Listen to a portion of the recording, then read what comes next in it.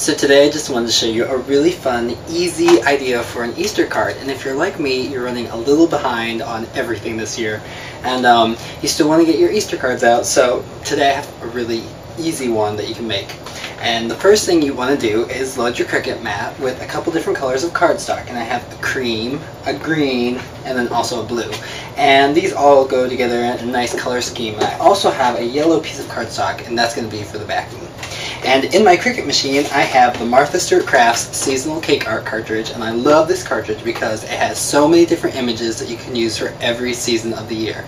And even one for Easter, and that's what I'm going to use today, and I really like it. So you can find that image on page 47 of your manual. And I'm just going to go ahead and step over to my machine and go ahead and load everything up. So I'm just going to go ahead and load in my mat. And make sure everything's nice and pressed down. And the first thing I'm going to do is change my size up to 3 inches. And I'm going to hit the shift key and find the bunny that I want, and that's right here, and go ahead and click that. And then as soon as it pops up, you can just press cut. So then I'm going to scroll down to my cream, change my size down to 2 3/4, and just press the bunny and cut. So I'm just going to go ahead and press line return, go all the way to the top, scroll over to my blue, and hit the shift key again in the bunny that I want, and cut out your layer. So just unload your mat. You can see that the Cricut really does a lot of the work for you here. And so next what you do is just go ahead and peel everything off. But to save a little bit of time, I've already done that. And so what I'm going to do is start assembling the card. So with the yellow piece of cardstock, what you're going to do is take an edge punch. And I've chosen this bubble edge punch, and it's from the Martha Stewart's craft line. And you can use any edge punch that you want. And I'm just going to go ahead and punch along the top and the bottom of this card. So just go ahead and make sure.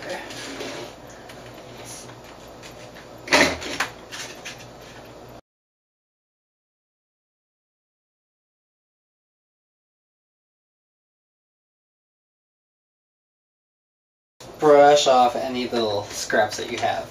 And so the next thing you're going to do is start assembling your layered bunny piece. And the first thing you want to do is take your white layer and then take a little box that you have covered in aluminum foil, and you're going to glitter this piece. And go ahead and lay your bunny down inside the box and take some of this spray adhesive, and I love this stuff and it works so good for glittering. And just go ahead and hit it with a little spray adhesive, get them out, and then on a separate piece of paper.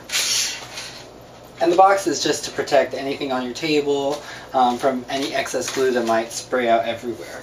So I'm just going to take some of this Martha Stewart iridescent glitter, and this is Sugar Cube White. I'm just going to go ahead and sprinkle it all over my bunny.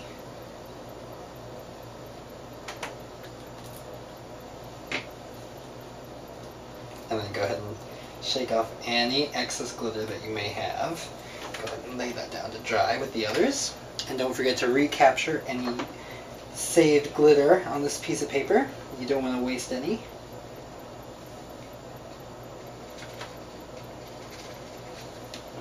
Alright, so the next thing you want to do is go ahead and put together one of these pieces. So you take a glittered bunny rabbit and you take the blue piece that you've cut out, and on the back of the bunny, let me just find my glue adhesive pen. Because ATG is a little too thick for this, you really want something with a finer tip, and this ballpoint tip glue pen really works nice here. Just go ahead and on the back, put some adhesive here and there, and everywhere. And then just go ahead and lay this right down on the top. So it forms a nice, perfect layer. And then you can take one of your green pieces, and this is cut out a little bit larger than the rest of the bunny, and that's so it's going to form a little bit of a shadow on this entire layered piece. And for this one, you can go ahead and use your ATG. So just 2 strips on the back, that's all I need. Center this nicely.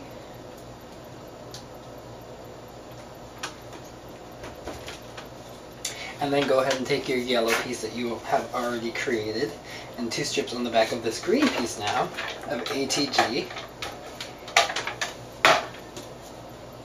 And center that nicely.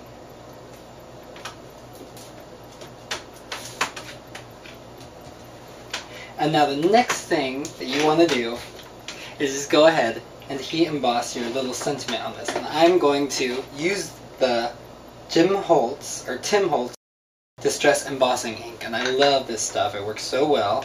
Go ahead and ink up your stamp. Center this right on the bottom.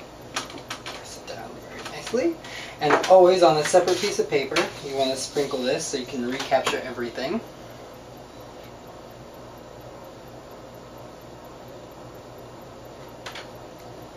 You can just go ahead and pick this up and shake any excess off. If you need to, go ahead and remove any with your little fingers. Make sure you have a very nice, clean, happy Easter. Capture all of this excess embossing pigment.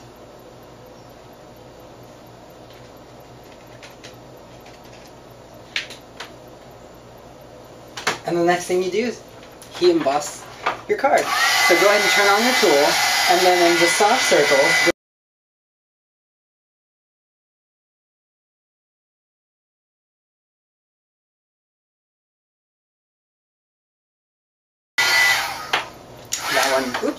that one doesn't take very long to do.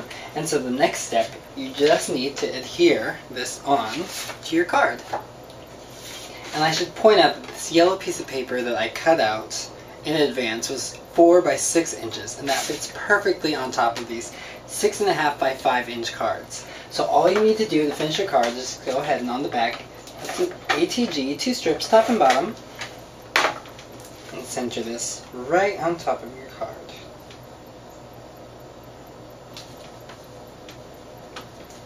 And all you need to do is fold it in half. And there you go. A nice, easy, happy Easter card that you can send out in no time at all. And I hope you like this idea, and I hope you try it. Thanks.